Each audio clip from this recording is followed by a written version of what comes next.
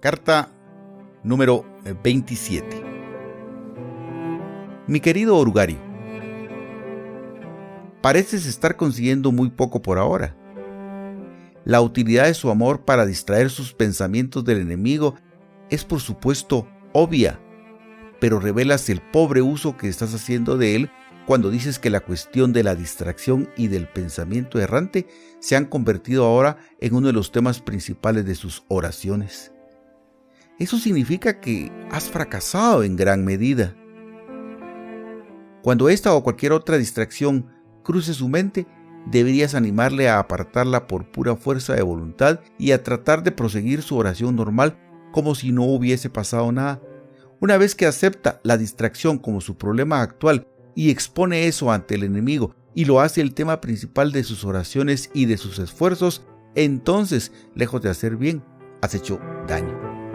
Cualquier cosa, incluso un pecado, que tenga el efecto final de acercarle al enemigo, nos perjudica a la larga. Un curso de acción prometedor es el siguiente. Ahora que está enamorado, una nueva idea de la felicidad terrena ha nacido en su mente. Y de ahí, una nueva urgencia en sus oraciones de petición sobre esta guerra y otros asuntos semejantes. Ahora es el momento de suscitar dificultades intelectuales acerca de esta clase de oraciones. La falsa espiritualidad debe estimularse siempre. Con el motivo aparentemente piadoso de que la alabanza y la comunión con Dios son la verdadera oración, con frecuencia se puede atraer a los humanos a la desobediencia directa al enemigo, quien, en su habitual estilo plano, vulgar, sin interés, les ha dicho claramente que recen por el pan de cada día y por la curación de sus enfermos. Les ocultarás naturalmente el hecho de que la oración por el pan de cada día, interpretada en un sentido espiritual, es en el fondo tan vulgarmente de petición como cualquier otro sentido. Ya que tu paciente ha contraído el terrible hábito de la obediencia, probablemente seguirá rezando oraciones tan vulgares, hagas lo que hagas. Pero puedes preocuparle con la obsesionante sospecha que tal práctica es absurda y que no puede tener resultados objetivos. No olvides usar el razonamiento. Cara, yo gano. Cruz, tú pierdes. Si no ocurre lo que él pide, entonces eso es una prueba más de que las oraciones de petición no sirven. Si ocurre, será capaz naturalmente de ver algunas de las causas físicas que condujeron a ello, y por tanto hubiese ocurrido de cualquier modo, y así una petición concedida resulta tan buena prueba como una denegada de que las oraciones son ineficientes. Tú, al ser un espíritu, encontrarás difícil de entender cómo se engaña de este modo, pero debes recordar que Él toma el tiempo como una realidad definitiva. Supone que el enemigo, como él, ve algunas cosas como presentes, recuerda otras como pasadas y prevé otras como futuras. O incluso, si cree que el enemigo no ve las cosas de ese modo, sin embargo, en el fondo de su corazón, considera eso como una particularidad del modo de percepción del enemigo. No cree realmente, aunque diría que sí, que las cosas son tal como las ve el enemigo. Si tratase de explicarle que las oraciones de los hombres de hoy son una de las incontables coordenadas con las que el enemigo armoniza el tiempo que hará mañana, te replicaría que entonces el enemigo siempre supo que los hombres iban a rezar esas oraciones y por tanto no rezaron libremente, sino que estaban predestinados a hacerlo. Y añadiría que el tiempo que hará un día dado puede trazarse a través de sus causas hasta la creación originaria de la materia misma, de forma que todo, tanto desde el lado humano como desde el material, está dado desde el principio. Lo que debería decir es, por supuesto, evidente para nosotros, que el problema de adaptar el tiempo particular a las oraciones particulares es meramente la aparición, en dos puntos de su forma de percepción temporal, del problema total de adaptar el universo espiritual entero al universo corporal entero. Que la creación en su totalidad actúa en todos los puntos del espacio y del tiempo, o mejor, que su especie de conciencia les obliga a enfrentarse con el acto creador completo y coherente como una serie de acontecimientos sucesivos. Porque ese acto creador deja sitio a su libre voluntad es el problema de los problemas, el secreto oculto tras las tonterías del enemigo acerca del amor. Como lo hace no supone problema alguno, porque el enemigo no prevé a los humanos haciendo sus libres aportaciones en el futuro, sino que los ve haciéndolo en su ahora limitado, y evidentemente contemplar a un hombre haciendo algo no es obligarlo a hacerlo. Se puede replicar que algunos escritores humanos, entrometidos notablemente, Boecio, han divulgado este secreto. Pero en el clima intelectual que al fin hemos logrado suscitar por toda la Europa occidental, no debes preocuparte por eso. Solo los eruditos leen libros antiguos y nos hemos ocupado ya de los eruditos para que sean de todos los hombres los que tienen menos probabilidades de adquirir sabiduría leyéndolos. Hemos conseguido esto inculcándoles el punto de vista histórico. El punto de vista histórico significa, en pocas palabras, que cuando a un erudito se le presenta una afirmación de un autor antiguo, la única cuestión que nunca se plantea es si es verdad. Se pregunta quién influyó en el antiguo escritor y hasta qué punto su afirmación es consistente con lo que dijo en otros libros, y qué etapa de la evolución del escritor o de la historia general del pensamiento ilustra y cómo afectó a escritores posteriores y con qué frecuencia ha sido mal interpretado, en especial por los propios colegas del erudito. ¿Y cuál ha sido la marcha general de su crítica durante los últimos 10 años? ¿Y cuál es el estado actual de la cuestión?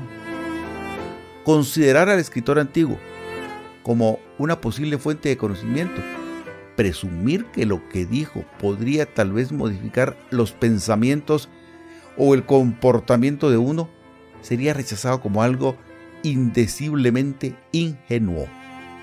Y puesto que no podemos engañar continuamente a toda la raza humana, resulta de la máxima importancia aislar a cada generación de las demás, porque cuando el conocimiento circula libremente entre unas épocas y otras, existe siempre el peligro de que los errores característicos de una puedan ser corregidos por las verdades características de otra.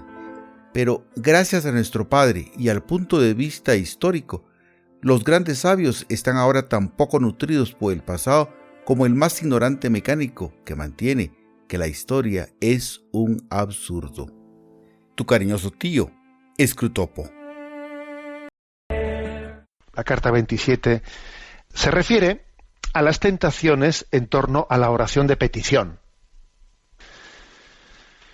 En torno a la oración de petición, pues también pues el tentador tiene su escenario para intentar desviar al hombre, ¿no? Bueno, Scrutopo alecciona a Orugario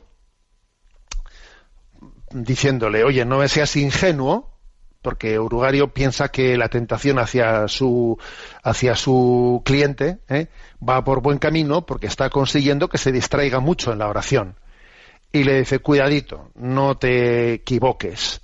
Aunque se esté distrayendo mucho en las oraciones, no te creas que con eso le has apartado de Dios, porque se distraiga mucho en las oraciones. Incluso, ten cuidado, a ver si estás consiguiendo lo contrario. Porque claro, él se está dando cuenta que tiene un problema con las distracciones en la oración, y ha llegado un momento en que eso se lo ha manifestado a Dios. Le ha dicho: Señor, perdóname que me distraigo un montón en la oración. Y claro, al haber hecho de su distracción un motivo de ponerse delante de Dios y decirle la verdad de su vida, en lo que resulta que la distracción se ha convertido en casi una autenticidad de manifestarse delante de Dios. Luego le dice Scrutopo a Orugario: cuidado que tú te crees que por conseguir que se distraiga en la oración le estás apartando de Dios y te puedes equivocar. Es interesante esto, porque porque nosotros a veces pensamos que que mis distracciones en la oración pues me impiden, ¿no?, que mi oración sea fructuosa, que sea verdadera, sea auténtica, y no es verdad. Fijaros esta carta del diablo a su sobrino. Puede ocurrir que las distracciones pues sean para nosotros pues el punto de partida para que uno se ponga delante de Dios y le diga: Señor, ya ves tú que quería estar contigo y se me ha ido la imaginación a no sé dónde, aquí me tienes, me cuesta orar, enséñame a orar. Si hacemos bien las cosas, las tentaciones pueden llegar a ser un punto desde el cual nos pongamos en presencia de Dios y la oración sea más eficaz que nunca. Bueno, pero aquí, digamos, ¿por dónde va aquí lo que dice Scurtopo Orugario? Que cualquier cosa, no solo las distracciones, sino incluso el mismo pecado, pueden tener el efecto final de acercarnos a Dios si actuamos en verdad, en verdad. O sea, fíjate, hasta cuando uno igual ha metido la pata, pues ha cometido un pecado que queda patente delante del que ha metido la pata, pues puede ser el contexto en el que uno se ponga delante de Dios y exprese un arrepentimiento que se puede volver contra el demonio, bueno, que puede resultar la derrota del tentador. Bueno, entonces, esta es la entradilla, ¿no? Teniendo en cuenta esto, lo de la oración de petición, Scurtopo le dice a Orugario: mira, ahora que tu tentado, tu cliente, está enamorado, pues claro, un enamorado tiene grandes deseos de felicidad, ¿no? Está lleno de proyectos, de ilusiones, y entonces lo lógico es que en la oración de petición, un enamorado pues ponga mucha esperanza en la oración de petición. Es un escenario adecuado, el de ese enamoramiento con montones de ilusiones y proyectos, para que ponga toda su fuerza en la oración de petición. Y le dice: bueno, pues aquí es donde tienes que tentarle. Mira, es una oportunidad para suscitar dudas acerca de esta oración de petición. El demonio tiene que intentar aprovechar, ¿no?, pues que el razonamiento del demonio será intentar introducir dudas en la oración de petición, como si fuese, a ver, o mi voluntad o la de Dios, ¿no? Cara o cruz. Cara, yo gano; cruz, tú pierdes. Hacer una especie de mis planes y los planes de Dios, y plantear así, ¿no?, como si esto fuese ¿me lo concedes o no me lo concedes, no? O sea, plantearle: si me lo concedes, si no me lo concedes me decepciono; si no lo alcanzo, entonces la oración de petición no sirve para nada. Y si lo alcanzo, bueno, pues igual lo he alcanzado por mis causas naturales, no por mis medios naturales. No tiene por qué haber sido una intervención de Dios. Digamos, llevarlo a este terreno. Y llevado a ese terreno, lo que dice C.S. Lewis, ¿no?, en esta carta, es que se plantea, el demonio le gusta jugar, ¿no?, pues al problema de cómo conjugar la libertad del hombre y la presciencia de Dios. A ver, ¿cómo se conjuga? Yo a Dios le estoy pidiendo una cosa, ¿no? Bueno, pues entonces el demonio te viene a montar el lío. A ver, pero ¿cómo se conjuga si Dios tiene presciencia? Es decir, si Dios sabe todo lo que va a ocurrir, entonces, ¿tú qué más dará lo que le pidas? ¿Cómo se va a conjugar la oración de petición con que Dios lo sabe todo? Entonces, ¿qué más dará que le pidas si no le pidas? Si Dios sabe lo que va a ser, ¿no? O sea, meterte este lío. El demonio intenta meter este lío, ¿no?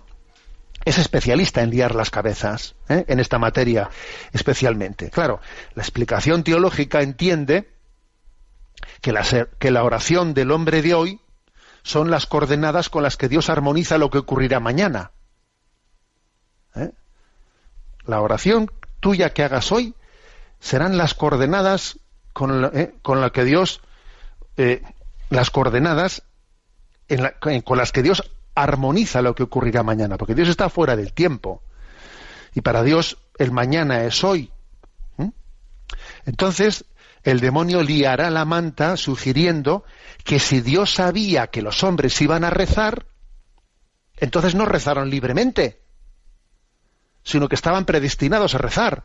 y entonces te metes el lío, y más lío, ¿no? Bueno, para intentar llevarte a que dejes de rezar, claro, a que dejes de rezar. A ver, claro, si Dios sabía que los hombres iban a rezar, porque claro, la oración del hombre forma parte, ¿no?, de esas coordenadas con las que Dios también lleva adelante el futuro, entonces, si Dios sabía que tú ibas a rezar, entonces tú no has rezado libremente, estabas condicionado a rezar. Bueno, y a montarte un lío de esto es tremendo, ¿no?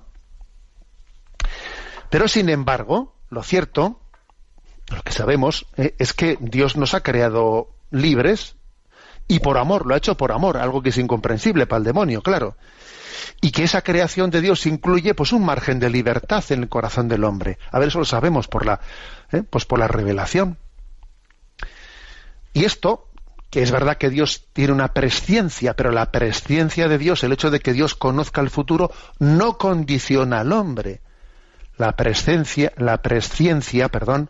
contempla la elección del hombre desde la eternidad de Dios, pero no la determina.